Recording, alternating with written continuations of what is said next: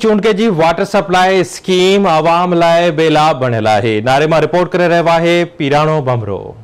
पानी ज़िंदगी जे जियापे जो नालो आहे। पानी आहे त उन सां जेका बि जानदार शइ आहे ज़िंदा रही सघे थी, पर चूंडको में रहंदड़ लखें इंसान अॼु गटरनि जो पाणी पीअण ते मजबूर थी विया आहिनि।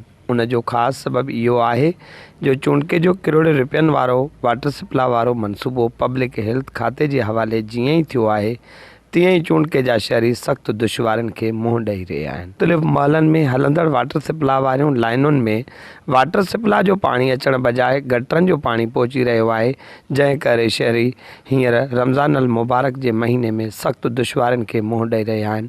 पर बदकिस्मतीअ सां इहो ज़रूरु चई सघिजे थो त पब्लिक हेल्थ खातो जेको हर महीने हिन वाटर सप्लाई वारे मनसूबे जे बहाने करोड़े रुपया कागज़ी कार्रवाई में त हड़प करे थो, पर 7 ॾींहं गुज़रण बावजूदि वाटर सप्लाई में पैदा थियल किने पाणीअ वारे खलल वारे मसइले खे हल करण में मुकमिल तौर ते नाकाम थी वियो आहे। वधीक अचो त हिननि शहरनि सां ॻाल्हि ॿोल कयूं त उन्हनि जो छा चवणु। खे बि ॾेखारियो आहे, सम्झे ज़मार खे बि ॾेखारियो आहे, हलाए ॾेखारियो आहे, माना बाक़ाइदे गटर जीअं किनी नाली हलंदी आहे ईअं हले थो पियो। हाणे बि चओ त मां तव्हांखे हलाए ॾेखारियां साम्हूं तव्हां। ऐं कोड़ो ॾिसण जो सफ़ा कारो नाले नारो पाणी तव्हां ॾिसी सघो था। नालियुनि सां कहिड़ी हालत आहे।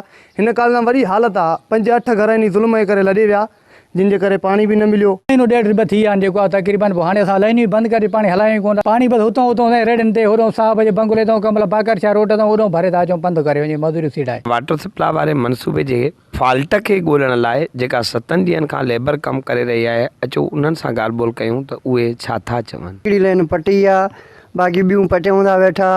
बाबा बसि सुभाणे असां साफ़ पाणी हलाए छॾींदासीं, बिल्कुलु पाणी हली वेंदो। बाबा मज़ूर ॿी जाइ छॾियो आहे, लाइनूं 3 आहिनि 4 आहिनि, इहे असां अॼु पटे वेंदासीं शाम ताईं। 3 सालनि जूं लाइनूं लॻियलु आहिनि, उनजे बावजूदि असांजा मज़दूर हुते कमु कनि था पिया। उहे बि लाइन अॼु ठही विया, क्लियर थी विया। इंशाल्लाह वरी शिकायत न ईंदी अहिड़ी शाम ताईं।